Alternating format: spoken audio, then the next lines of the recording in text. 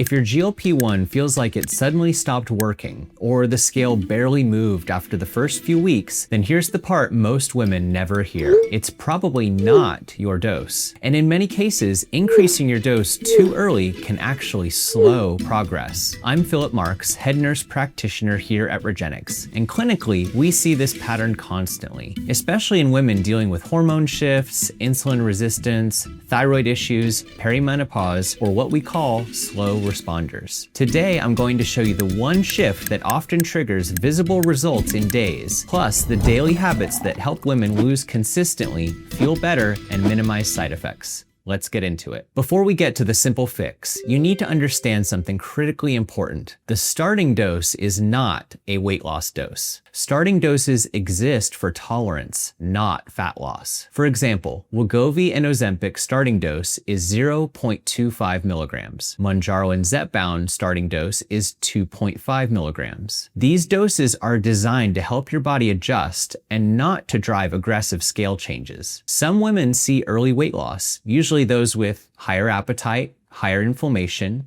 and significant fluid shifts. But for most women, nothing dramatic happens at first, and that is completely normal. But here's where things get interesting. You often do not need a higher dose to see progress, because most plateaus at this stage are behavioral, not pharmaceutical. Most women assume I need more medication, but clinically, that's often not the issue. In fact, we see incredibly consistent improvements with one specific shift. The simple change: track your protein and calories for just 3 days. Not forever, not long-term, just 72 hours. Inside obesity medicine, slow-responding women usually fall into two invisible traps. Number one, eating too little protein. This is extremely common, especially when appetite drops. Low protein leads to muscle loss, which leads to metabolic slowdown. This silently cancels fat loss efficiency. Number two, eating more calories than they realize, often through foods perceived as healthy. Smoothies, granola, nut butters, coffee add-ins, liquid calories. GLP-1s reduce hunger, but they do not override energy balance. Women are biologically more sensitive to blood sugar fluctuations, hormonal-driven cravings,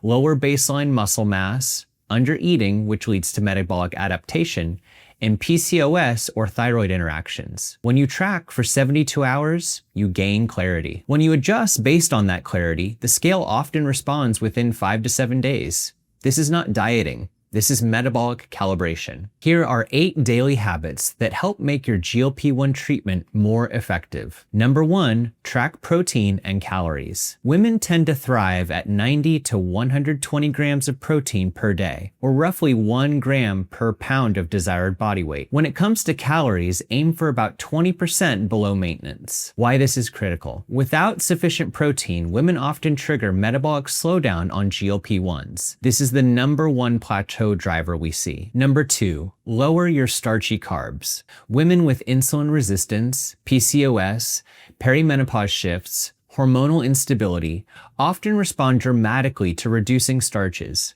Under 100 grams per day works very well for many women. Number three, minimize ultra-processed foods. Clinically, women report more bloating, more water retention, more GI discomfort when eating packaged foods. Whole foods work synergistically with GLP-1 physiology. Number four, strength training. Not for aesthetics, but for metabolic protection. Without resistance training, women are more likely to lose muscle, which slows fat loss over time. Even light weights count. Number five, increase daily movement. Small movements equal huge metabolic impact. Every 60 to 90 minutes, walk 3 to 5 minutes. This significantly boosts fat loss efficiency. Number six, hydration. Women on GLP-1s frequently experience slower digestion. Low hydration worsens this dramatically. Aim for 60 to 90 ounces daily. Number seven, reduce alcohol. Alcohol affects women more aggressively.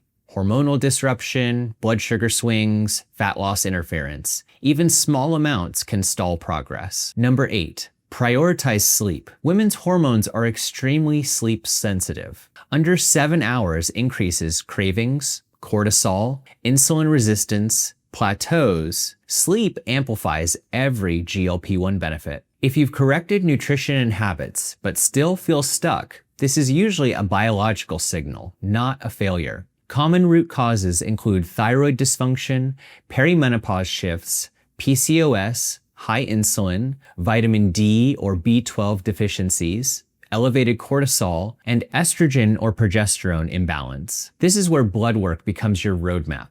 At Regenics, we run a comprehensive female hormone and metabolic panel to identify exactly what's interfering with your progress, because guessing delays results and precision accelerates them. Once women dial in this 3-day reset, here's what usually improves first. Bloating decreases, hunger stabilizes, energy improves, digestion normalizes, and the scale trends downward. GLP-1s are powerful tools, but tools require alignment. When combined with women-focused optimization, it often feels like the medication suddenly started working. If you've corrected nutrition and still feel stuck, there's usually a metabolic or hormonal variable involved. That's exactly what we specialize in at Regenics. Personalized blood work, dosing guidance, hormone optimization, metabolic strategy, and more. If you'd like a structured plan designed specifically for your physiology, you can start right now using the link below. And if this helped clarify things for you, make sure you're subscribed. Because better health doesn't happen by accident. It happens by optimization. Thanks for watching. I'm Philip Marks, head nurse practitioner at Regenics, and we'll see you in the next video.